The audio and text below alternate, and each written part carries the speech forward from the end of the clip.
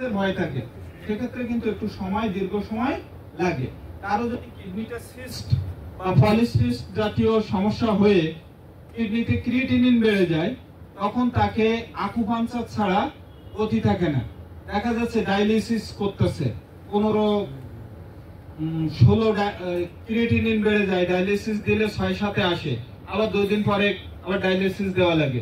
এরকম পেশেন্টও আমাদের এখান থেকেও ভালো হয়েছে। কিন্তু তার ক্ষেত্রে আমাদের ওই যে আকু পয়েন্ট রেজার বলে একটা মেশিন আছে, এটা 21 এবং 33 নম্বরে ব্যবহার করতে হয়।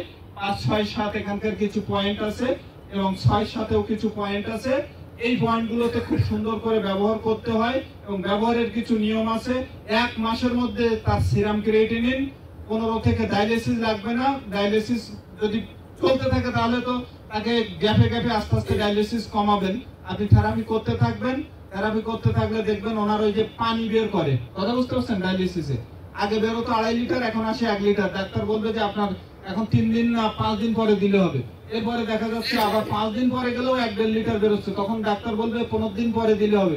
আপনার কিছু বলা লাগবে না, ওরাই ডায়ালিসিস বন্ধ করে দেবে।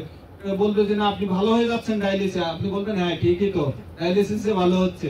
এদিকে আকুপাঞ্চার দিতে থাকবেন, এই ট্রিটমেন্ট চালাতে থাকবেন, রোগী মাসখানেক পরের থেকে 1-1.5 মাস পরের থেকে ডায়ালিসিস বন্ধ।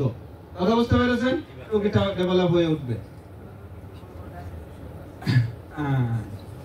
সিস্টেম তো এই, ডায়ালিসিস করে 2 বছরের মধ্যে গোয়িং ফর ডাই।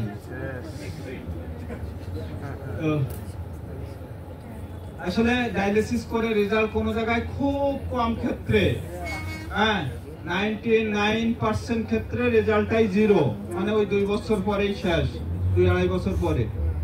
আর খুব 2-1 জন ব্যক্তি আছে যারা হঠাৎ করে হাইড্রোনেফ্রাইটিস হয়ে যায়, তাদের ডায়ালিসিস থেকে কিডনিটা আবার রিফ্রেশ হয়ে স্বাভাবিক জায়গায় আসে, খুব কম ক্ষেত্রে আসে, 1000-1। বুঝতে পারছেন? তো সেই জন্য বুঝতে হবে যে যদি ডায়ালিসিসে না যেয়ে থাকে, এই রোগীটাকে আপনি খুব দ্রুত ডেভেলপ করতে পারবেন যদি আপনার থেরাপি দেওয়ার অভ্যাস থাকে। বুঝছেন? এবার আসি, এই যে মূত্রথলি, এই মূত্রথলিতে পিবিআর হয়। কি হয়? পিবিআর, প্রস্রাব কিছু জমে থাকে, মূত্রথলিতে কিছু প্রস্রাব জমে থাকে। এই পিবিআর থেকে পিএসএ নামক একটা উপাদান বেড়ে যায়, তখন আমরা এটাকে ক্যান্সারের কায়দা বলি। হ্যাঁ, তো এই জায়গাগুলো যে পিবিআরটা হয়, এই মূত্রথলির দুর্বলতা বা থিকনেস যখন কমে যায় বা এখানে কিছু ইনফেকশন আসে,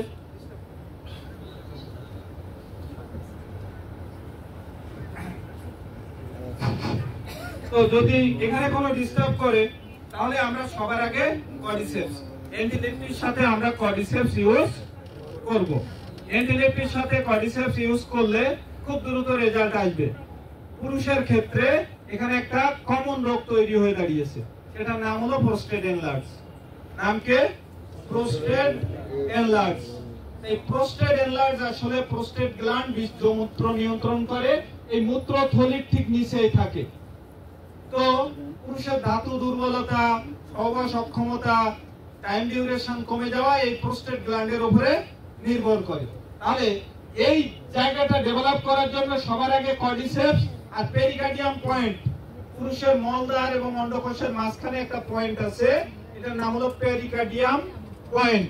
হ্যাঁ, তো এই স্নায়ুর এই পয়েন্টটায় যদি আকু পয়েন্ট রেজার দেওয়া যায়, তাহলে তার ওই যে কখনো কোনোদিন তার মরার আগেও কোনোদিন হরমোনাল ঘাটতি কোনোদিন হবে না। এইটার জন্য আমাদের একটা ইলেকট্রনিক্স ভিগোর আছে, নাম হলো হেড কেয়ার। এটার নাম হলো কি? Head care. যারা এই হেড কেয়ারটা তো অন্তত আছে, তাহলে নারী পুরুষ উভয়ে আমরা বস্তি প্রদেশে এবং জনিমণ্ডলে যে কোনো জায়গায় আমরা এটা ব্যবহার করতে পারি ভাইব্রেশন দিয়ে। এটা আমরা কমন এই রোগগুলোতে ভুগছি।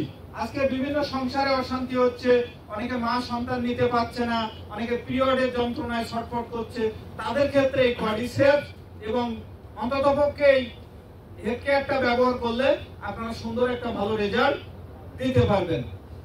লিউকোরিয়া, অতিরিক্ত লিউকোরিয়া, সাদাসারা ভ্যাজাইনাল ইনফেকশন, সেগুলোর ক্ষেত্রেও আপনি সবার আগে কর্ডিসেপস। মায়েদের ফ্যালোপিয়ান টিউব থেকে শুরু করে ইউটেরাসের সিস্ট, ফাইব্রোসিস্ট, পলিসিস্ট, সবার আগে কর্ডিসেপস সঙ্গে সিটোশন অ্যান্টিলেপটি। এখানে শুধু একা কর্ডিসেপস কিন্তু খুব বেশি কাজ করতে